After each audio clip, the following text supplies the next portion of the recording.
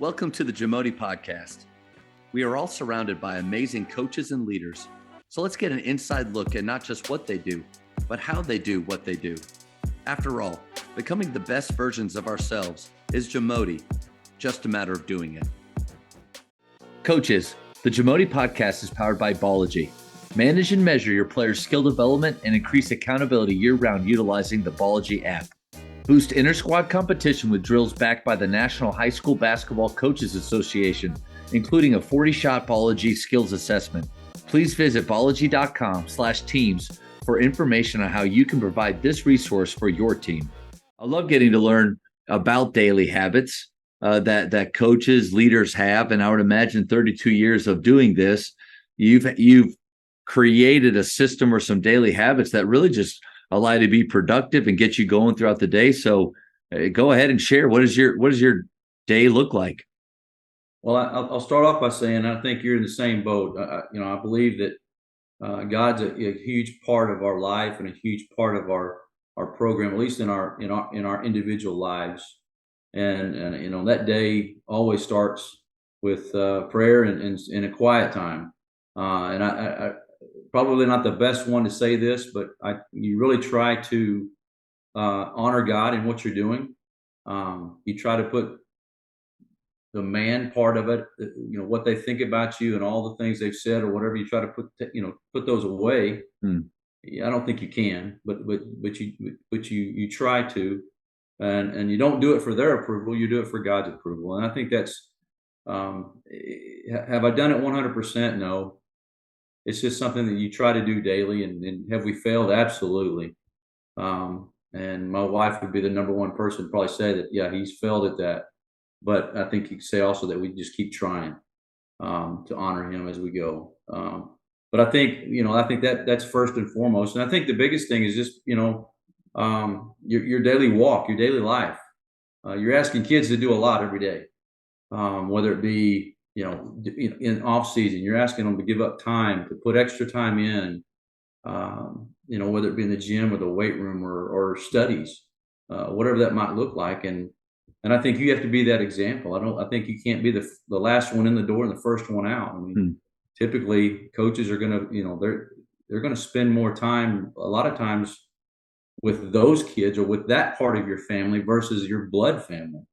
And I think those are the times that are a little bit difficult. But I think that, in order for you to be successful, maybe in man's eyes and in God's eyes, you have to spend time at it. And I think we'll get to that later, but the balance of doing that is difficult. But just set the routine as far as, what time you get up every day, whether it be in season, out of season, what you're doing early in the morning, what you're asking. Like I said, be the example that, the kids show up. You don't want to be walking in the door 5 minutes before the kids, or worse, have them beat you there. Yeah. So I think it's just being an example for them, and they see what you do daily. I think and I know you believe this, what they see, your actions are going to speak a lot louder than what your words are saying. I love that. And as a person of faith too, I mean, I appreciate the fact that you share, how you start your day. And it's a mind shift, a total mind shift from the admiration of others or the idea of I have to please others. I mean, it's not bad to do that, but if we are just so torn or focused on their approval, that's really what I was thinking, the approval of others. I've thought about this a lot.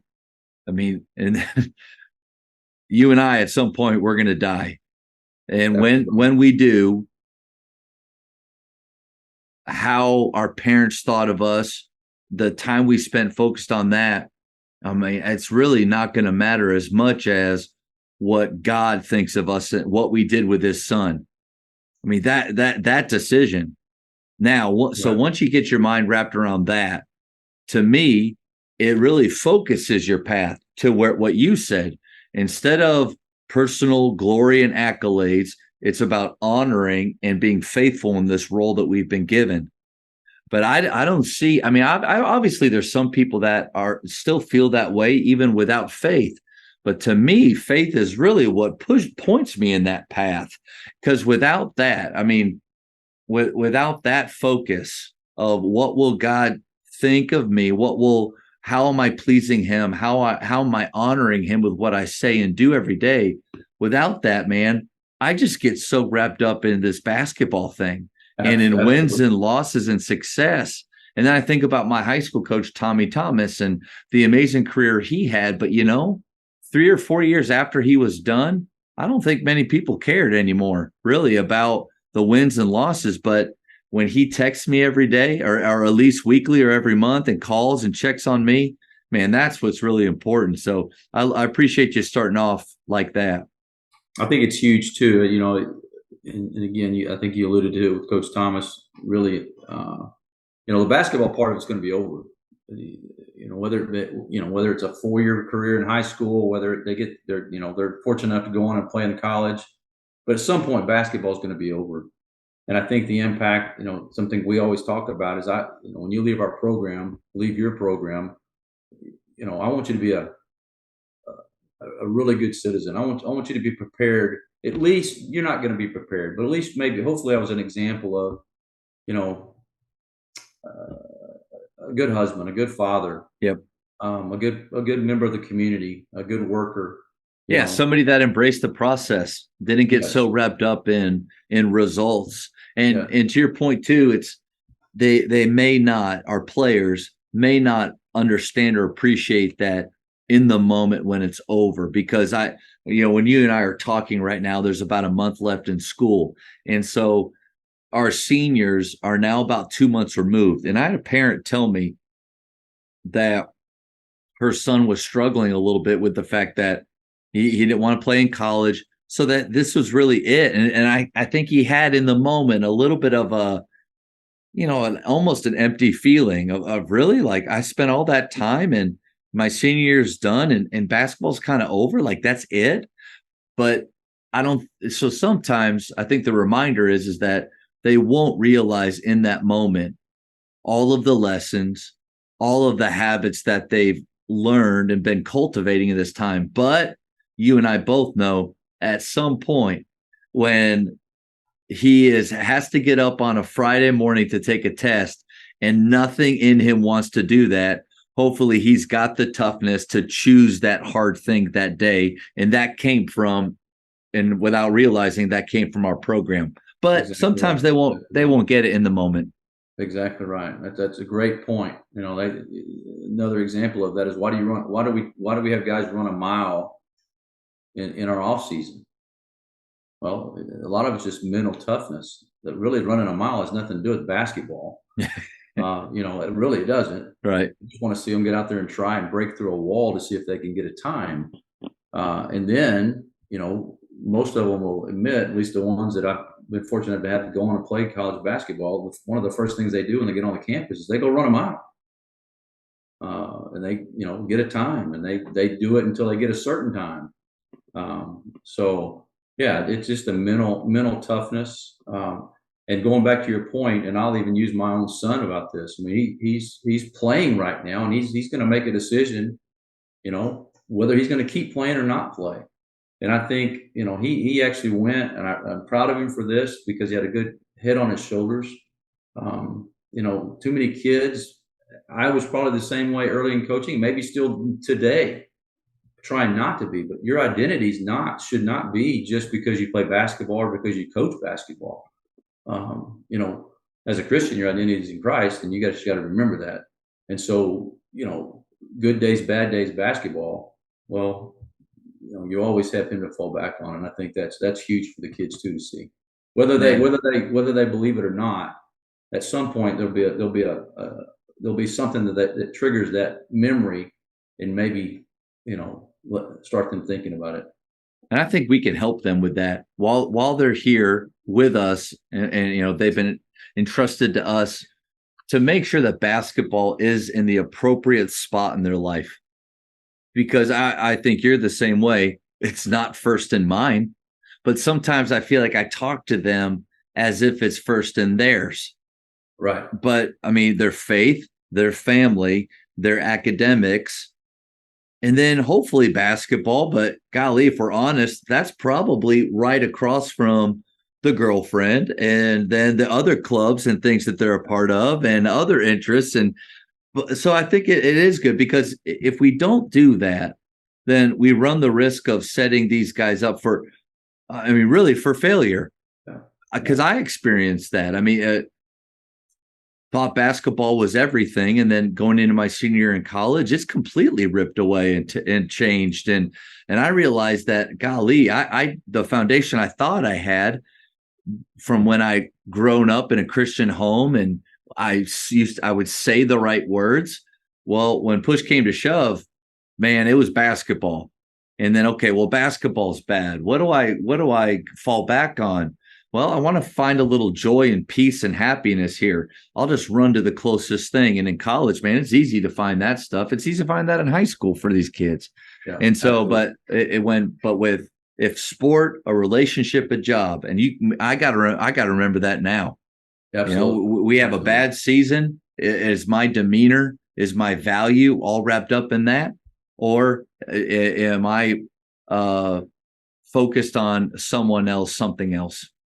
And I think that goes back to we're talking about to begin with, just your habits. I think just that thought process has to become a habit, and it ends up being just second nature. You know, Yep. not that it always is, because don't get me wrong, I mean, we're going to fall off that easily. Every Tuesday and Friday night, you got to remind yourself of that. Yeah. But then also showing them, letting our players see humility in us. Absolutely. The fact that Absolutely. we do. I used to think that, or, maybe it was the time period or era, but like sometimes the coaches I had, they never made mistakes. That's what I felt like. And even if they did, they try to act like they didn't, and I think coaching has moved, and the culture piece has moved in a good direction of, vulnerability is a good thing to show our players, and that I Absolutely. do make mistakes. You know what? I'm not having the best day, but golly, guys, I'm going to give you my very, very best, because that's a life skill in itself. Absolutely. And I think something I probably do this too much. I'm going to be right on the floor, and then I'll tell them I'm wrong afterwards. So whatever happens on the floor, I'm right. And then I'll come back afterwards and show them, hey, that was not right. We're going to correct it. Film helps with that. And Absolutely. that's why those post game talks are so dangerous, because Yeah. if you are in the moment saying things based on what you think you saw, man, what if you're wrong and Yeah. you're Absolutely. damaging, because you and I both know we can spend so much time with these guys and build them up and say all the right things, love on them, all those things, but one comment can Absolutely. destroy or erode that confidence, that trust that we've built with them. And it's changed over time too. I mean, I know when I first started coaching, you could say anything you wanted to say, and it seemed not to matter really. And now you really have to be careful. Yep. But Have to. I don't think that's a bad thing. Like I think it's I think it a little bit of, because of how sensitive, a little bit because of the outside culture, everything. But it's not bad for us to really think about the words that we say and to choose them carefully. Absolutely. Absolutely. I agree with you 100% there. I love what you said about uh, making sure that you're a good example for those guys. John Mosley, he's the coach from ELAC, from the what's that Netflix show? Last Chance U. Last chance. So Yeah. I had an opportunity to have this hoops talk with him, and we were talking about pet peeves, and he said one pet peeve is coaches that walk around practice with coffee in their hand, and like literally as he's saying that, I do this, I said, but his whole point was, he's like, I don't want my players to think that I need this to get going for them. Like Sure. when I walk in, he was like, when I walk in the gym, I have the energy, I have the juice, and I can then require that from them. But it's the same thing that you said. How often are we setting standards? Like I have these words up on my board right here that we try to live by here. Do I live by those? Like, am I actually setting the example, or is it just look good on the wall or good Yeah. on the t-shirt, but Right. really, like, we don't live by that? Correct. Yeah. That's a great point. Great point. A lot of times you see those things on T-shirts or get it from other coaches, and you use them, but you don't really, maybe not really believe them. Yep. But, they sound good. Thank you for checking out today's episode. Please take a moment to subscribe to this podcast, share it with your fellow coaches, and find us on social media for what's coming up next on the JAMODI podcast. It's just a matter of doing it.